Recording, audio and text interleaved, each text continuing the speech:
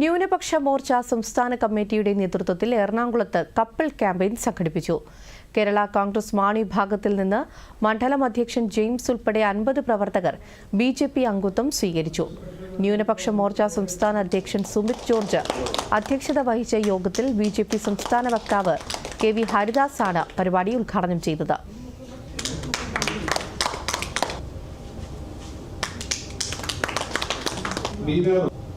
പ്രധാനമന്ത്രി നരേന്ദ്രമോദിയുടെ വികസന കാഴ്ചപ്പാടും ന്യൂനപക്ഷങ്ങളോടുള്ള കരുതലും ഭാരതീയ ജനതാ പാർട്ടിയിലേക്ക് ആകർഷിച്ചതായി പുതുതായി അംഗത്വം എടുത്തവർ വ്യക്തമാക്കി.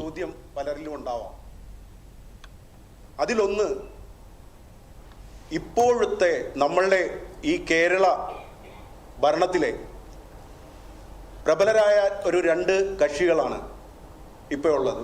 ഒന്ന് പ്രതിപക്ഷവും പിന്നെ ഭരണപക്ഷവും. ഇതിൽ ഭരണപക്ഷത്തിൻ്റെ പല നയങ്ങളും പ്രതിപക്ഷത്തിൻ്റെ നയങ്ങളും